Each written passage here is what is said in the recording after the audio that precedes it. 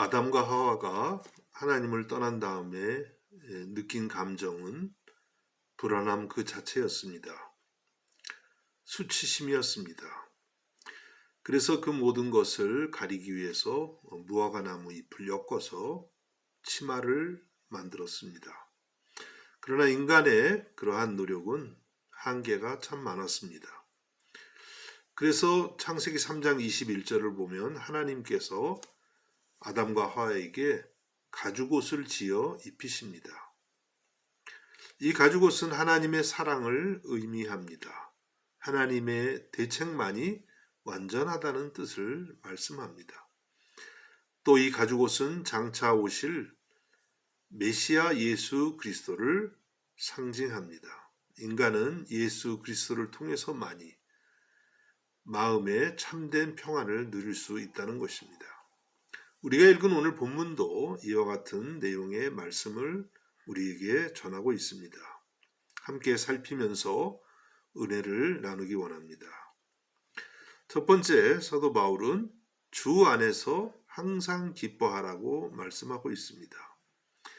주 안에서 기뻐하는 것만이 우리의 개인과 공동체의 유일한 해결책이라고 말씀하고 있습니다.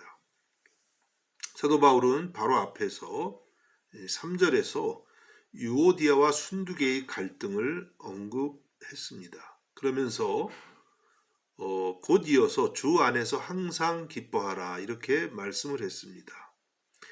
이 말씀은 주 안에서 항상 기뻐하는 것이야말로 우리의 모든 갈등을 해결할 수 있는 유일한 길이라고 말씀하고 있습니다. 제가 신학교를 졸업하고 어느 교회에 전임 전도사로 가게 되었습니다. 목사님 보고 첫 만남을 갖게 되는데 담임 목사님 말씀이 목회자의 마음에 기쁨과 평안이 있으면 모든 문제는 저절로 해결된다 이런 말씀하셨습니다. 알 듯 모를 듯 그랬었는데 시간이 흐르면서 정말 그 말씀이 진리라는 것을 깨닫게 됩니다. 내 안에 기쁨과 평안이 있으면 웬만한 문제는 다 해결된다고 하는 것이죠. 예수님께서 그와 같은 모습을 보여주셨습니다. 예수님이 십자가를 바로 눈앞에 두고 이렇게 말씀하십니다. 요한복음 15장 11절입니다. 내가 이것을 너희에게 이름은 내 기쁨이 너희 안에 있어 너희 기쁨을 충만하게 하려 함이라. 예수님은 십자가를 바로 눈앞에 두고 있으셨지만 그 안에 하나님 아버지께서 주시는 기쁨이 충만했던 것입니다.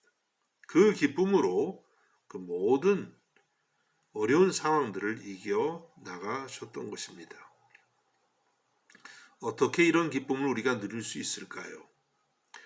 3절 말씀에 힌트가 있는데 3절 끝에 보면 그 이름들이 생명책에 있느니라 이렇게 말씀을 합니다. 그리고 바로 주 안에서 항상 기뻐하라.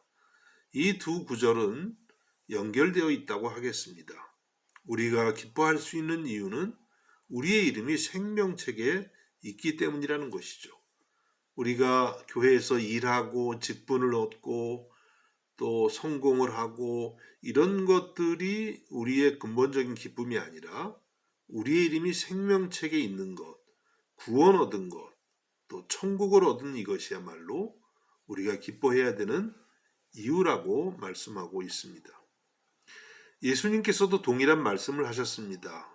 하루는 예수님이 70명의 제자들을 전도하러 보내셨습니다. 제자들이 돌아와서 이런 보고를 합니다. 누가복음 10장 17절에 70인이 기뻐하며 돌아와 이르되 주여 주의 이름이면 귀신들도 우리에게 항복하나이다. 제자들이 예수님의 이름으로 명하니까 귀신들이 막 항복하고 나갔습니다. 얼마나 좋았는지 들뜬 마음으로 주님 앞에 이런 보고를 했을 때 주님께서 이렇게 답하십니다. 누가복음 10장 20절에 그러나 귀신들이 너희에게 항복하는 것으로 기뻐하지 말고 너희 이름이 하늘에 기록된 것으로 기뻐하라 하시니라. 예수님 제자들에게 우리가 진정으로 기뻐해야 될 그 기쁨의 원인이 어떤 것인지를 말씀하고 있습니다. 여러분 그렇습니다. 우리들도 우리의 이름이 생명책에 기록된 것으로 기뻐할 수 있기를 바랍니다. 우리가 예수님을 믿으면서 주님께 쓰임 받을 수도 있고 또 주님을 위해서 일할 수도 있는데 그런 것에서 얻어지는 기쁨 그것보다도 우리의 이름이 생명책에 기록된 것으로 우리가 천국을 얻었다는 그것 하나만으로 진정으로 기뻐할 수 있기를 주님의 이름으로 축복합니다. 두 번째는 주님 안에서 관용을 실천할 때의 평안을 누릴 수 있습니다. 5절 말씀입니다. 너희 관용을 모든 사람에게 알게 하라. 주께서 가까우시니라. 관용한다. 이것은 다른 사람들을 너그럽게 대한다는 뜻입니다. 또 너그럽게 대한다는 것은 나에게 잘하는 사람에겐 당연히 너그러지겠죠. 이 말씀은 나에게 잘 못하는 사람들, 내 마음을 어렵게 하는 사람들에게까지도 관용하라고 하는 것이 성경의 말씀입니다.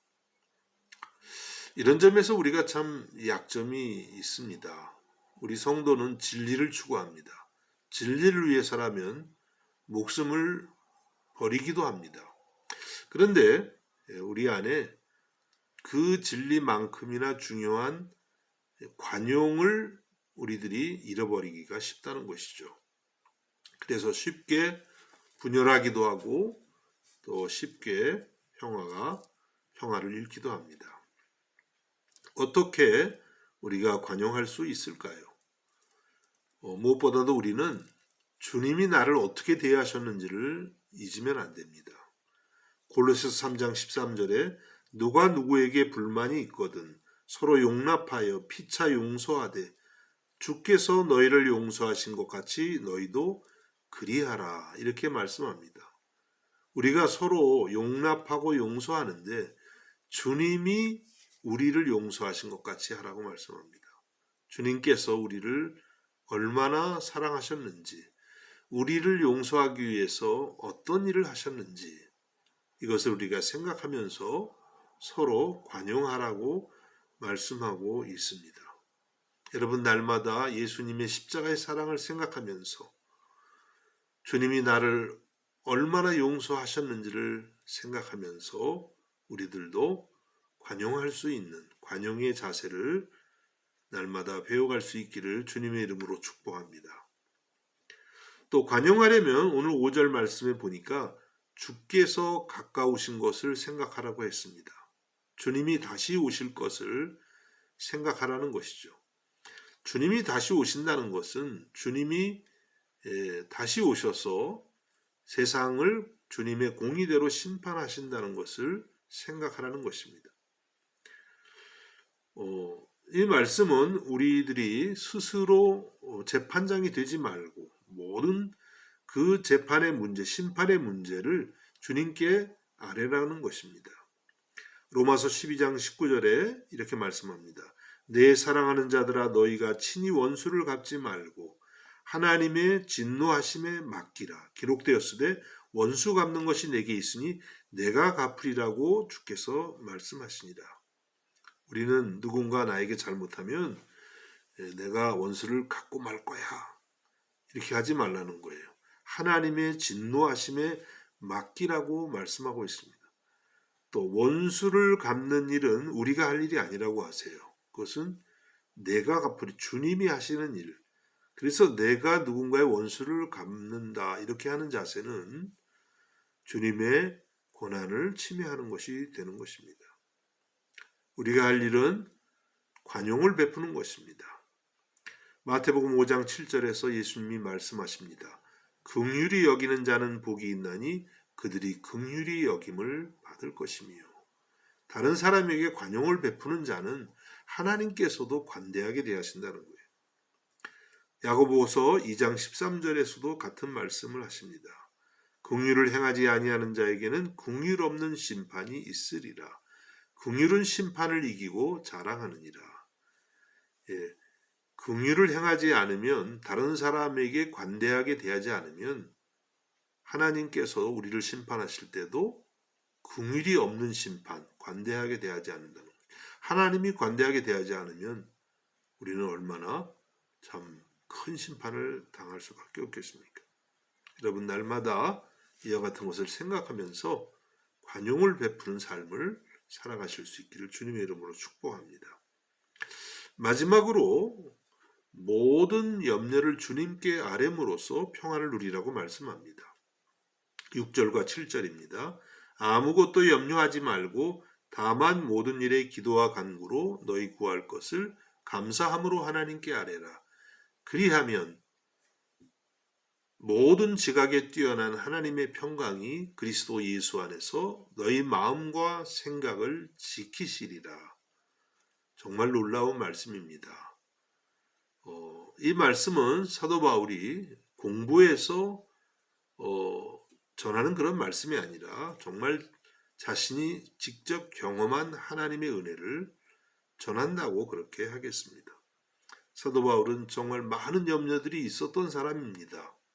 그는 복음을 전하면서 수없이 매를 맞기도 하고 옥에 갇히기도 하고 굶주리기도 하고 추위에 떨기도 하고 동족들의 위협을 받기도 하고 또 그 자신은 몸에 병이 있어서 많은 또 고통을 당했습니다.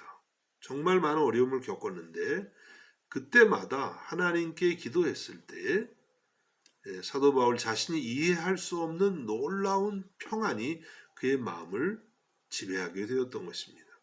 그것을 경험하고 우리에게 전해주고 있습니다. 우리들도 이렇게 사도 바울의 경험과 똑같이 아무것도 염려하지 않고 모든 일에 하나님께 기도함으로 하나님이 주시는 놀라운 평안을 얻을 수 있기를 주님의 이름으로 축복합니다. 예수님께서도 같은 내용의 말씀을 하셨습니다. 마태복음 11장 28절 잘 아시죠? 수고하고 무거운 짐진 자들아 다 내게로 오라 내가 너희를 쉬게 하리라.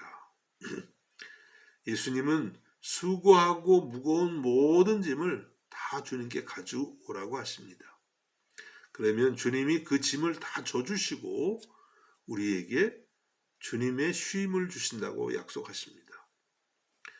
여러분, 과연 누가 이렇게 말할 수 있을까요? 아무리 대단한 사람일지라도 종교의 창시자일지라도 이렇게 말할 수는 없을 것입니다.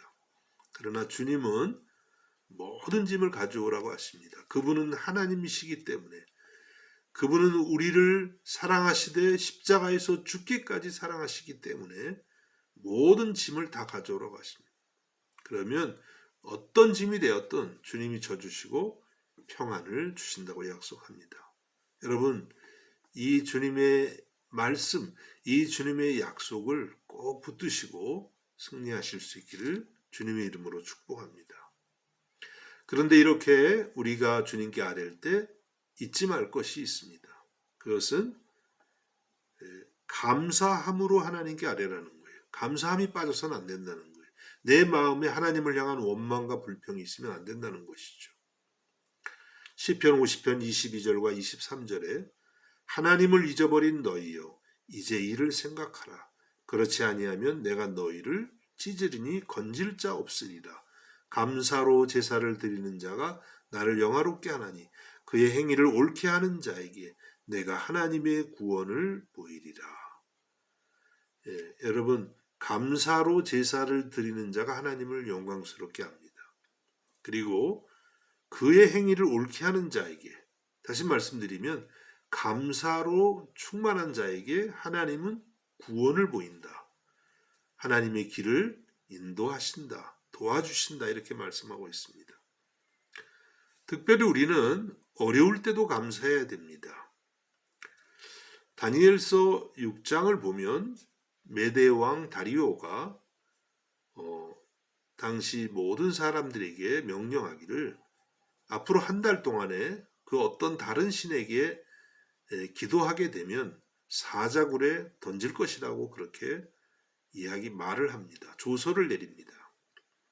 다니엘이 어떻게 했겠습니까? 다니엘서 6장 10절에 보면 다니엘이 이 조서에 왕의 도장이 찍힌 것을 알고도 자기 집에 돌아가서는 윗방에 올라가 예루살렘으로 향한 창문을 열고 전에 하던 대로 하루 3번씩 무릎을 꿇고 기도하며 그의 하나님께 감사하였더라. 정말 최악의 상황이죠. 이제 곧 사자굴에 던져져서 사자의 밥이 될 수도 있는 상황입니다. 그럼에도 불구하고 다니엘은 그의 하나님께 감사했습니다. 얼마나 놀라운 신앙인지요. 여러분, 우리들도 어떤 상황 중에서도 이와 같은 감사를 할 수 있고 또 이와 같은 감사를 배울 수 있기를 간절히 바라는 것입니다. 그때에 우리의 마음에 평안이 오고 또 그 평안을 전하는 그러한 사람들이 될 줄로 믿습니다. 여러분, 오늘 이 주시는 말씀들을 마음에 새기면서 날마다 묵상하고 실천함으로 하나님께서 주시는 놀라운 평안을 누리고 이 평안을 전하면서 살아가실 수 있기를 우리 주님의 이름으로 축복합니다. 기도하겠습니다. 하나님 아버지, 감사합니다. 예수님을 통해서 우리에게 우리가 알지 못했던 하늘의 평안을 주심을 감사드립니다. 날마다 주 안에서 이 평안을 누리며 또한 이 평안을 전하는 저희가 되게 하여 주옵소서. 예수님의 이름으로 기도하옵나이다. 아멘.